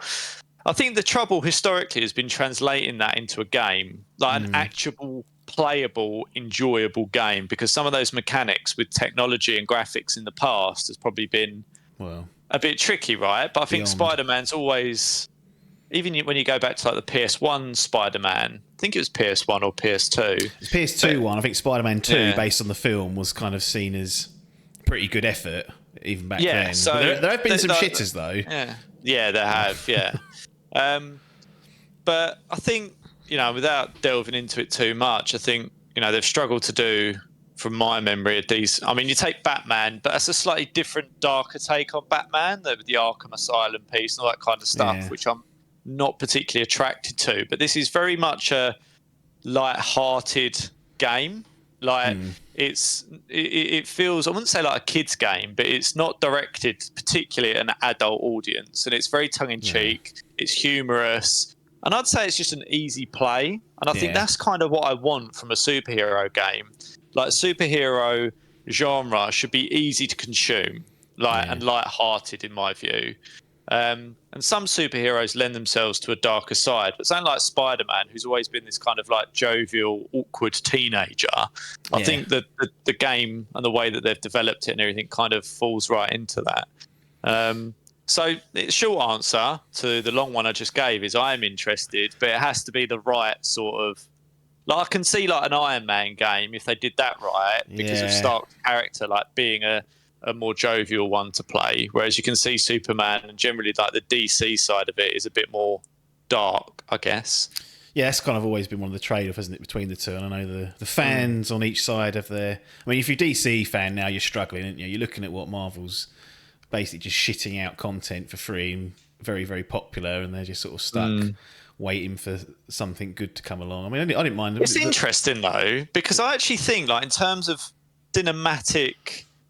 I wouldn't say masterpiece, but I actually think like the Batman and the Superman films are better in their own individual way than the Marvel films. But the way the Marvel films and the Marvel universe, the MCU kind of brings it all together into this underlying and overriding story is quite clever, you'd have to say.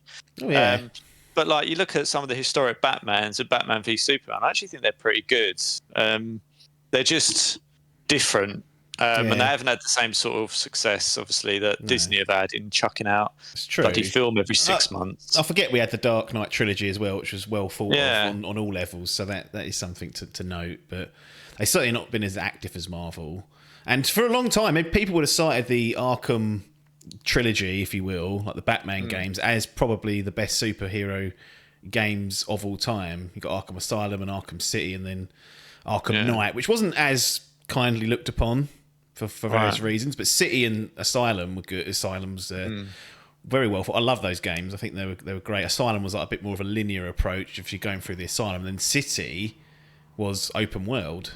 Their first sort of crack at that, and it translated really well. And I think really until Spider-Man come along, they were sort of uncontested on that throne, and it'll come down to preference, I guess, as to which one you prefer. And also there will be nostalgia for the Arkham games because they're quite old now, and misremembering of how good they were, but they were undoubtedly at their time fantastic, and gave the roadmap for, hey, these don't have to be complete dross all the time. We can do this if you give us time, and we have the right ideas and put it together. But no, that's an interesting recap of that, because I think that plays into sometimes the enjoyment of specific properties like this that have which were here before games were even a thing. So comic books and then what they've translated into now. This is an interesting kind of period in which they've decided to start this game, 'cause it's not an origin story. It starts kind of 7 or 8 years into Peter Parker's journey as Spider-Man.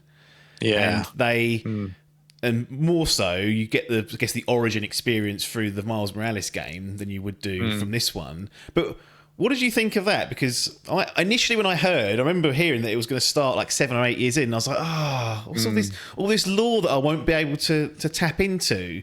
But I think the backpack collectibles that you get, and you get a little like voice note, does like a half decent job of filling in that time. Like when he picks up old objects, and he's like, "Oh, this is when I took on the shocker," and you have all these little like anecdotes and stories that you can tell just in like a 30-second clip. But what did you think when you first sat down? He's like, "Oh, Parker's not in high school anymore. He's out in the working world. He's not that teenager, as you said. He's now sort of going through that. He's like, I guess, mid to early 20s at this time." And you're 7 or 8 years into his journey of Spider-Man. A lot of time and water has already passed. I liked that. I think that's one of the good bits about it, is because it's kind of like, how many origin stories of this have I seen and over the years? And I think I've already seen all of that, and it's nice to come in as Spider-Man established. Like, J. Jonah Jameson is largely, most people that are going to pick this game up know MJ, like all Oscorp and Harry and Norman, like all these characters are like super familiar to most people. So it's nice not to have to sit there and sort of feel like Skip. Like, I know retreading old ground, yeah. So there's none of that. It's kind of like this established story. But I say established because it's like, obviously we haven't like done certain enemies and things. They're still sort of laying the groundwork for that. So it's kind of like you can fit it. You can see how it fits into your understanding of the kind of Spider-Man universe. But I kind of like that. Like, you can tell where you're at in like the relationship with MJ and how that's kind of going. Like, you've obviously got Aunt May there. I don't have to relive the traumatic experience of Ben dying. That's always a good thing. Yeah. Although you can take a picture of his grave. I would recommend doing that. I think it was a nice point to start. And as you say, there's like nods and things to all the previous battles of when he was at high school with Vulture and all that kind of stuff. I thought was quite good. So yeah, I liked the fact that I actually wasn't having to do this. The thing that I hate most about superheroes and games and stuff is like, you just want to get in there and like feel like powerful. You want to be empowered immediately, Yeah, I hate this sort of like feeling of vulnerability, because it just isn't enjoyable to me when I'm playing in a superhero game. So the fact that you pretty much come along and you're capable immediately is nice, I thought. Yeah, I think looking back on it, I think they handled it really well, and it probably would have been awkward having to go through the whole, you get bitten, you slowly learn your skills. Like, you'd have to have a whole segment of the game where you're not Spider-Man just to introduce that. So they probably thought we could either do that and then kick things off as soon as you get your powers and do a cutscene, or just say, look, most of you have some level of assumed knowledge of Spider-Man, who he is, etc. We'll drop some Easter eggs in there for past battles and whatnot, but we're going to hold back a lot of the, well, not a lot of them, a handful of the enemies for this game franchise to tackle for the first time. And in this universe, that's kind of how it's gone. The major controversy, though, has to be this white Spider-Man suit, this little white spider replacing the black one. What's your thoughts on that? Because I remember immediately seeing it thinking, Christ, but immediately after about an hour, I was like, no, this looks better than any of the other suits I think I've seen. So I was actually well on board with it after a little while.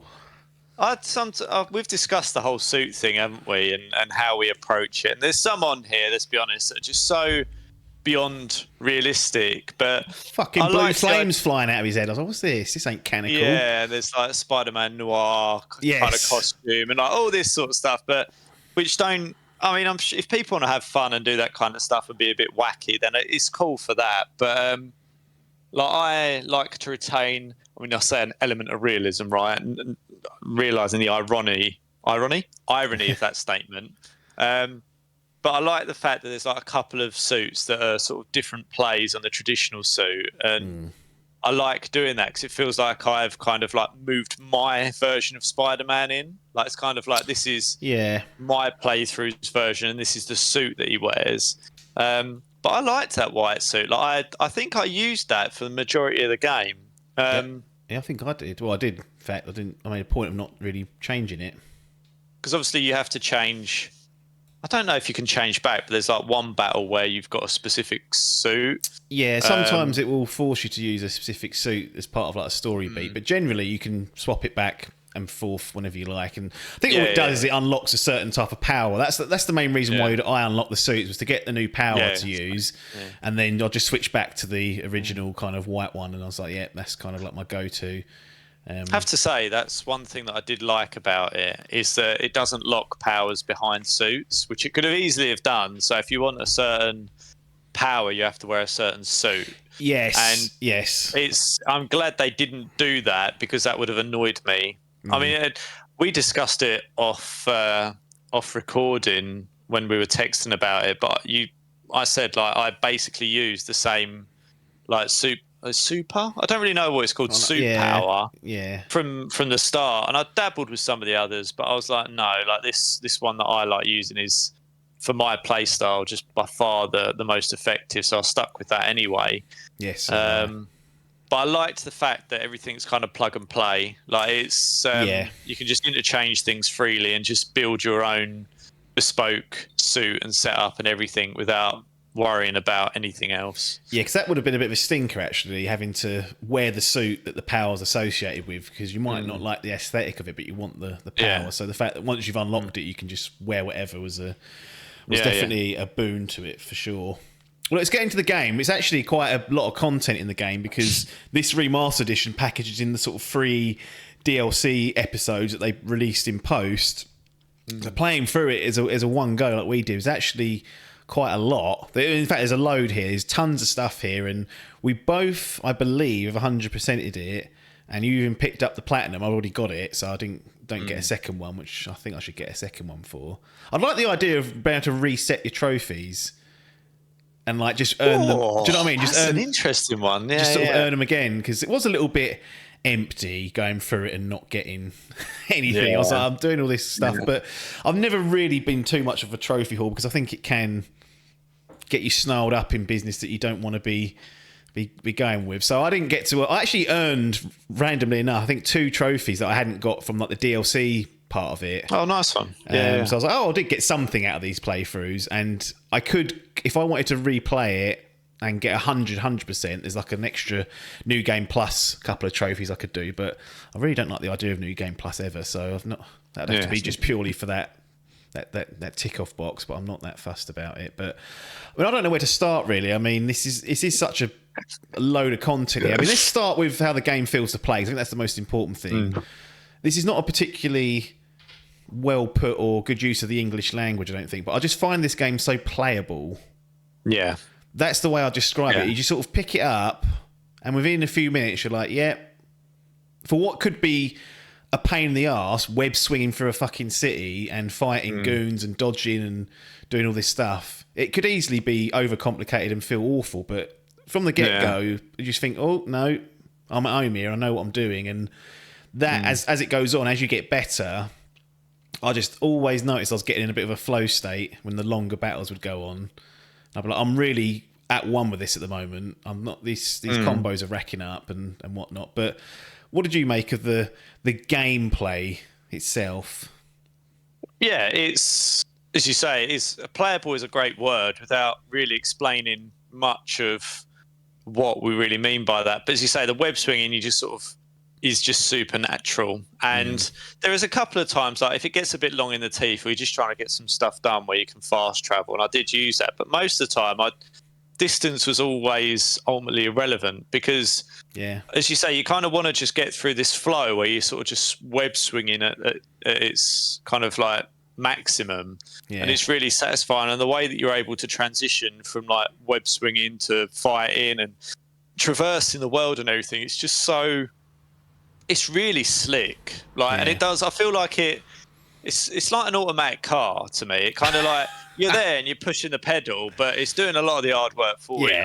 And I'm okay with that. Like, I don't want it to be like it could. They could easily have made it like R2 and L2 for like swinging on either side. With like your web swings or something like that. It would have been. And it would have just been a bit of a nightmare. But the fact that it's kind of like you can just go around and it will just attach to anything. Like, all you've got to do is just shoot and let go. Like, it is really natural. And the combat, again, it took me a little while. When I remember first playing it, and I was really like, I was like a bit overwhelmed by all the abilities, the gadgets, the fighting combat. I was like, I don't really know how to utilize all of these to the best. And then on this playthrough, though, I really just sort of swam with it. I was just kind of like, I just get this now. Like, just chuck all the shit out, just use it all interchangeably, and off you go.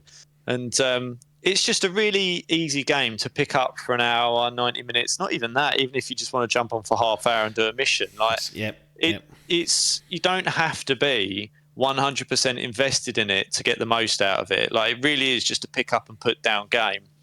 Which is a compliment. Like, you can sit there, like I did at times, for sort of like 4 or 5 hours and play it through. Yeah.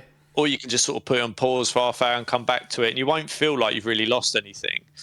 But yeah, you know, as I've said in the kind of intro, it looks great, it feels great. You know, I think it's just such a good, fun game. Like, and I think Spider-Man always translates well into that anyway. But they really did nail the traversal of the environment for me. And obviously, once you lock some of the later abilities where you can sort of keep yourself in the air longer and push yourself off stuff, you can really get that momentum going. So it's really well executed.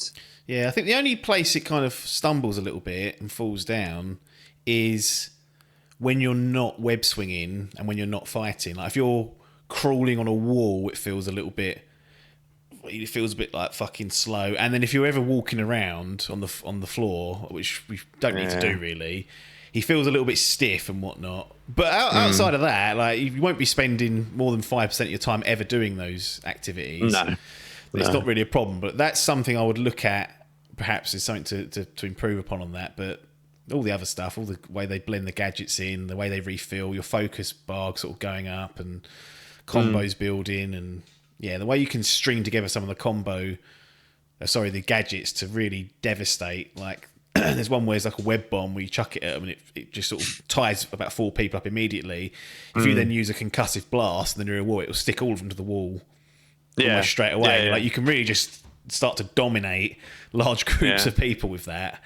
And, you know, some of the later gadgets are brilliant for that. Like, you can tell as you earlier on, it's kind of like meant for smaller crowds. Then the ones you get later, like where you can lift them up, and as you say, you can really tie them together. And some of the challenges basically teach you to do that as well, which I thought was quite good. Yeah, I think the one game's of those pretty good at educating you. Yeah, I think that was definitely something that I wasn't doing until I did one of the challenges, and I was like, this is actually a really devastating way to use this. And it sort of became natural because I've played it 3 times now. I knew that from when I started, so I was immediately just doing it. And it's really, really good from that perspective.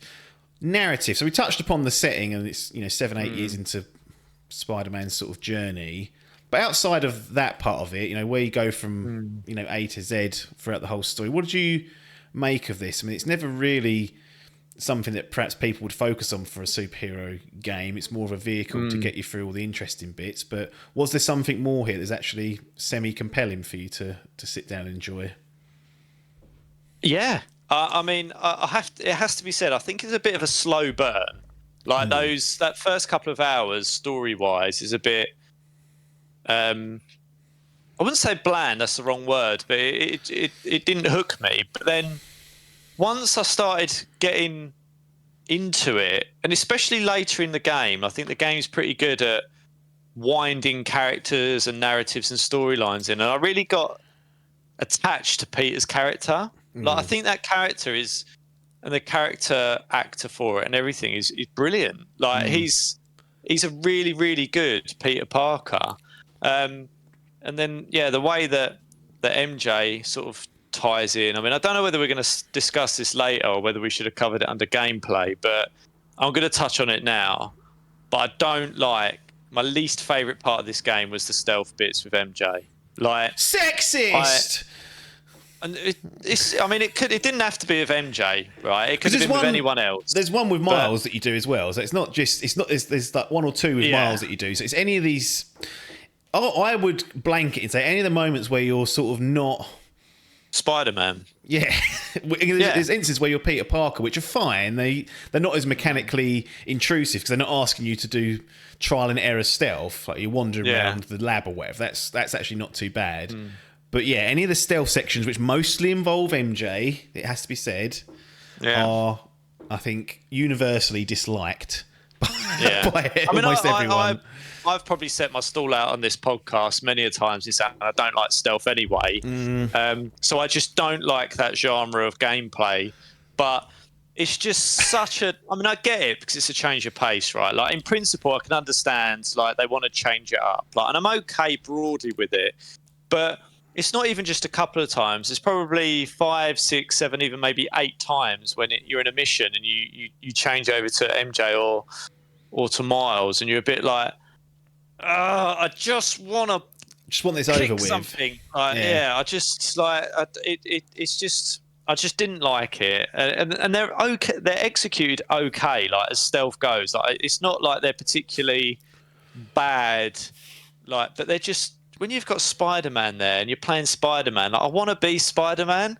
Like, I don't want the change of pace, and especially not to stealth. But yeah, that's probably my one big gameplay criticism. But like the overall story and the way that it plays through. I mean, I played obviously the whole game and then 3 bits of significant DLC, one after the other. And I was surprised how well the story links in and how well I want to know what happens, because I didn't expect that of this game. I thought it was going to be throwaway toot.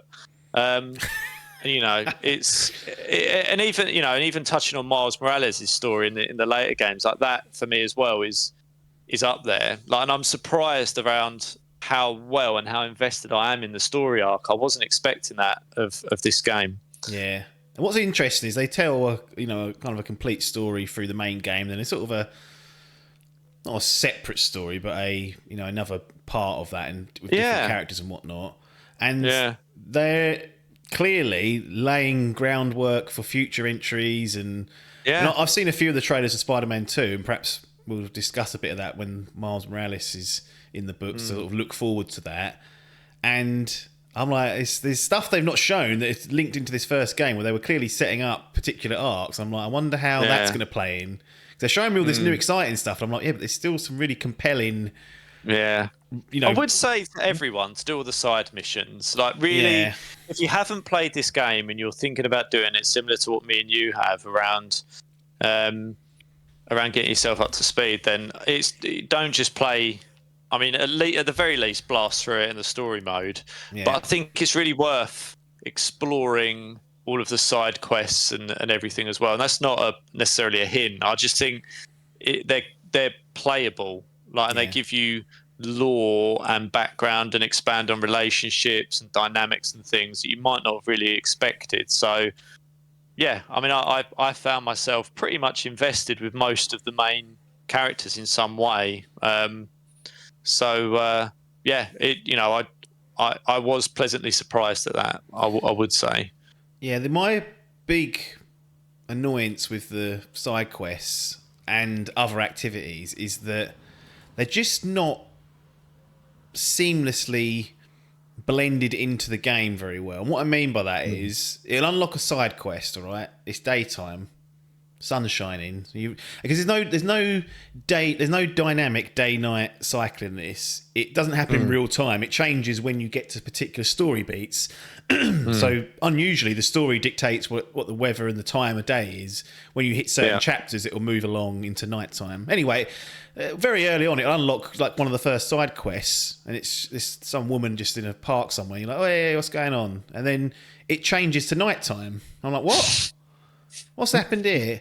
So you go off and do the mission, and you think, oh, maybe that's going to be the trigger for the change of nighttime. Nope. As soon as you finish the quest, it goes back to daytime, and I'm like, right, what are we doing? Why is that a thing? And this happens with Harry's research, little, I don't know what they are, little activities and things. Yeah. They are consistently either daytime or nighttime only, and I don't know. It didn't feel blended into the experience, which annoyed me. I mean, that is a Ronnieism, because most people won't give a shit.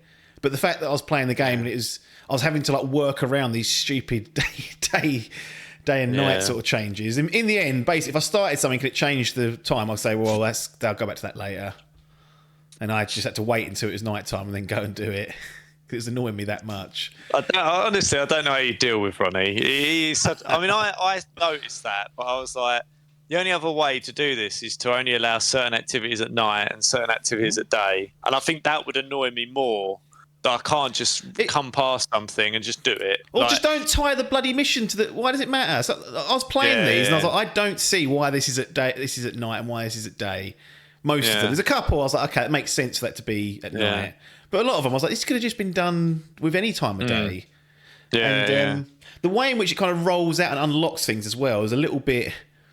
To be honest, the main problem is in that third sort of act, if you call it. There's that particular part of the game is so intense and breakneck speed that anything that unlocks during that time would feel. I talked about this with Final Fantasy 16. Like you want to just.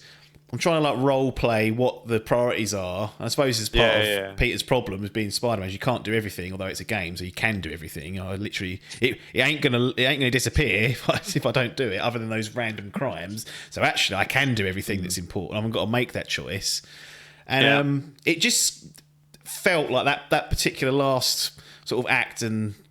How that goes through just compounded this side quest thing. So I just leave a load of stuff until after the game. And then I was like, or after the main game, I should say. And I was like, does this now even make sense contextually? But again, it's a Ronnieism. Most people are like, what are you talking about? It's not a concern. I mean, there were things where it's kind of like, I've got to get over and help so quickly. And I'll go, just going to do and clear down this area, and then I'll be right over there. So I can understand it, but my brain allows me to sort of just go, I'm just going to park that. Like, 'cause as far as I'm concerned, I'll go, well, it's my decision, and it's allowing me to have a clear down.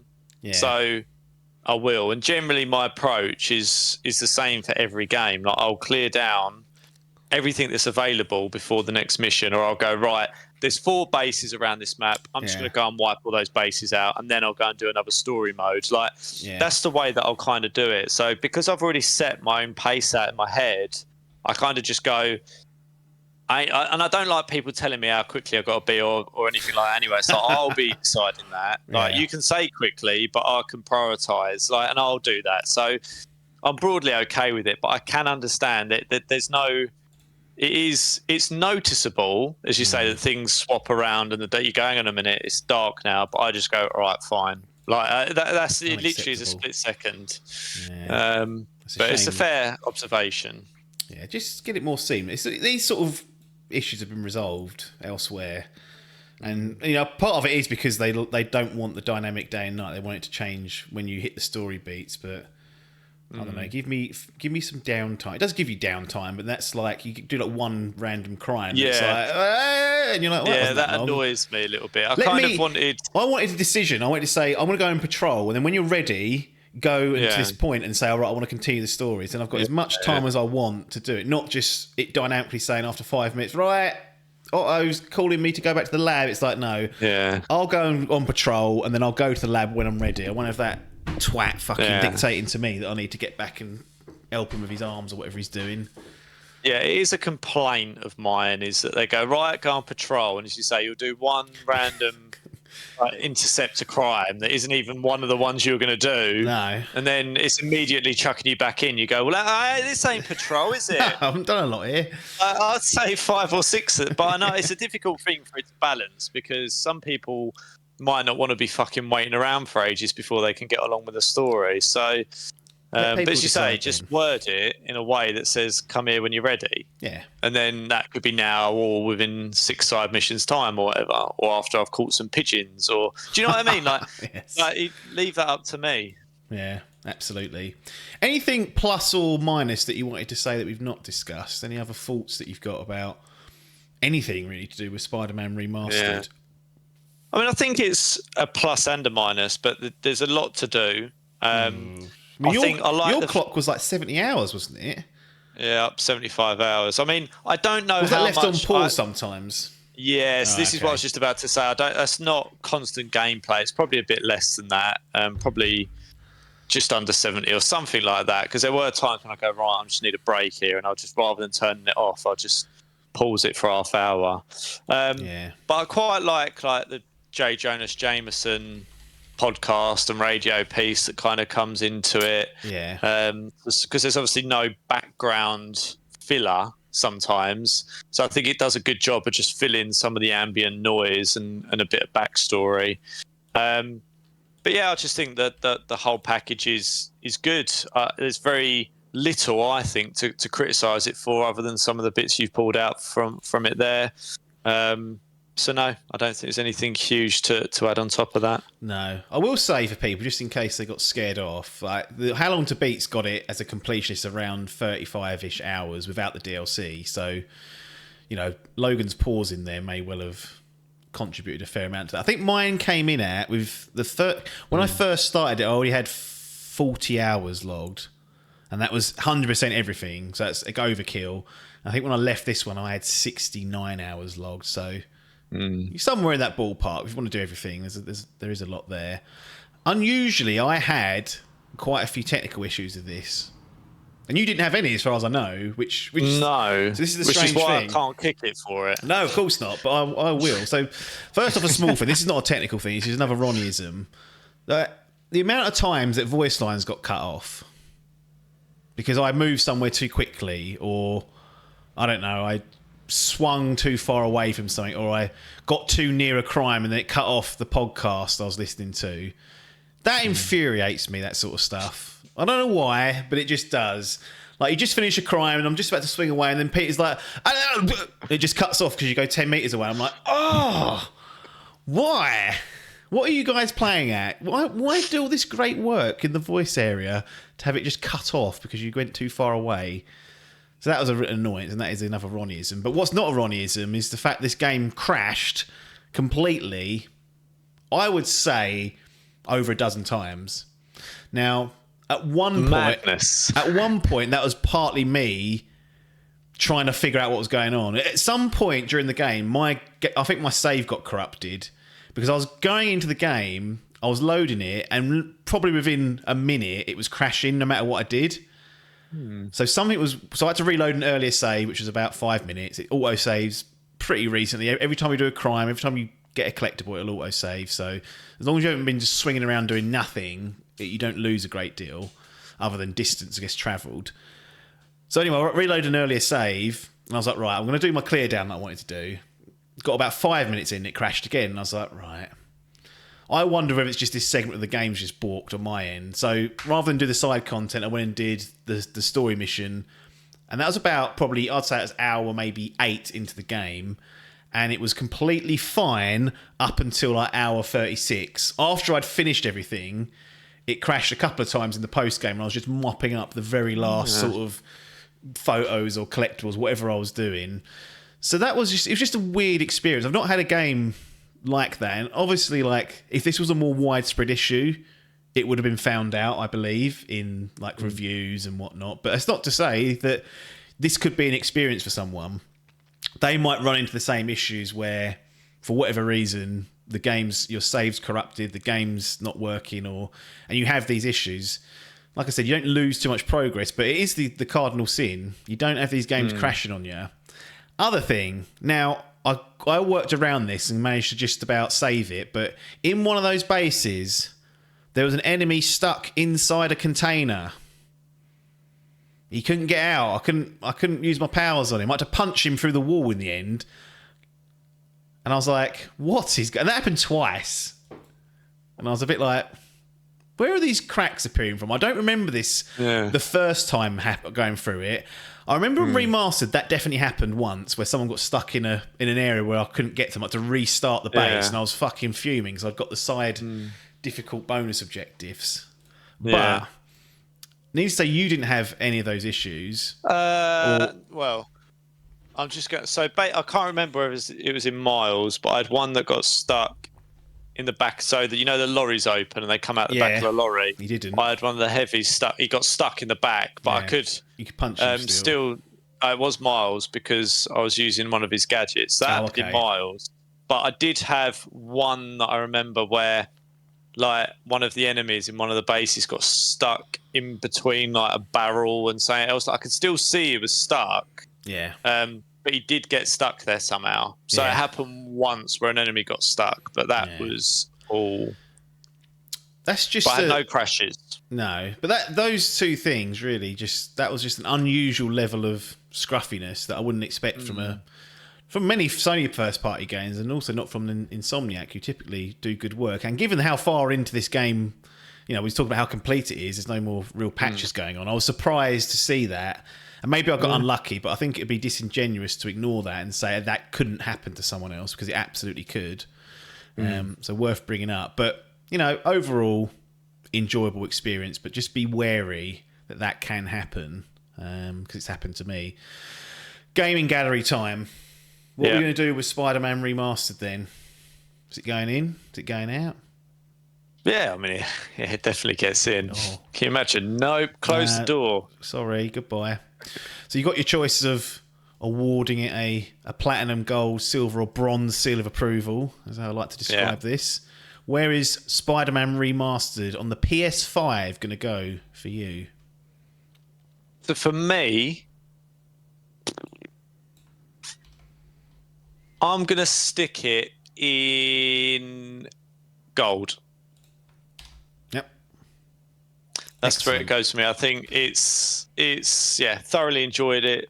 Liked pretty much everything about it. Got a little bit tired, but that's probably partly my fault.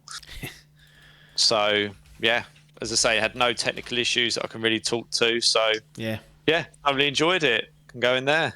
Excellent. So, I'm going to go for... This is purely for those technical issues, a bronze. Now, it slid down the rankings. The original time I reviewed it, Spider-Man got a gold. Yeah. Remastered in 2020, got a silver, and now it's fallen to the lowly bronze. It's not a lowly. It's just that the bronze is a respectable area to be operating in, but that is a bit of a downgrade. And it is purely for those technical issues. And given how severe they actually were, like the fact that it kept crashing, I was like, at one point, I was like, I may have to restart this altogether. Yeah. No, I'd be fuming if that happened. I mean, it goes to show you the range of gameplay you can have. Like you can, I don't stick things in gold lightly. No. And I toyed with silver, but I really did. For me to sit there and stay and do 100% and platinum it, like I didn't do that for God of War. That tells the story. It tells the story. But yeah, it's strange you had so many issues. We played it, and we even checked that we had it on the same settings, you and I, and we did, graphically and everything. So really quite odd. Yeah, it was a bit of an odd one. Like I said, it almost disappeared throughout, from that point onwards, and then just sort of reappeared right at the end when I was literally about like 1 minute away from putting the controller down, finishing up my last bit of tour, and then that happened. I was like, Jesus. Anyway, I still think it's a great game. If you've not played it, I would recommend it. Obviously, if you don't like Spider-Man, then fine. If you don't like Marvel, I'd say even if you don't like the MCU stuff, there's nothing to worry about it, because it's not really. It doesn't feel like an MCU type game. It feels just like a Spider-Man.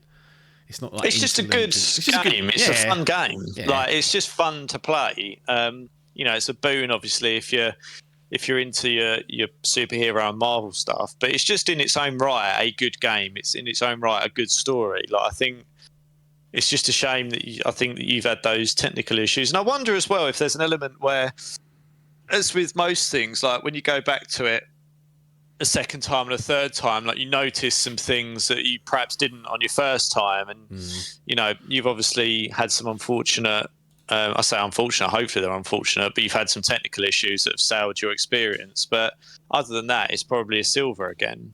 It would have. Yeah, it would have been close. It probably may have even been a gold again. I mean, it's just the enjoyment. I definitely enjoyed it. Just when those issues come up, I mean, other games may well have been put out of the gallery for that level of sin. But I mean, I don't say it lightly, but it was just like this 1 hour of like frustration I had, where I was just trying to figure out how to fix it, and then once that seemed to clear, I didn't have, like I said, an issue until the bitter end. So sort of beware of that. And I tried reinstalling the game as well, thinking that might solve it. Didn't. I did try done all this stuff, and in the end, it's just a case of getting towards that story mission and just moving the world on. It seemed to resolve it, but strange goings on at Insomniac. Still, like I said, Marvel Spider-Man Remastered, a great game, and one that I would recommend playing if you get a chance.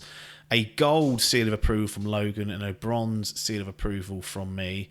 But I think that about wraps up this episode of Idle Game Chat. So nothing more for us to say other than thanks for your time and ta-da.